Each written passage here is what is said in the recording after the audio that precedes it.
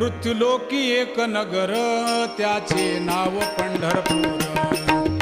येथील मोकाशी उभा विटेवर पुंडलिक भक्तराज शोभे चंद्रभागातील. बोलती साधू संत जीवा वाटे हुरहुर.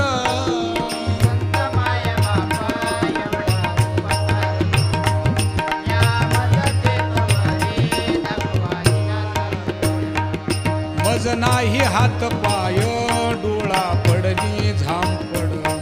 कर्ण हे बधीर झाले वाचा बोले बोबड.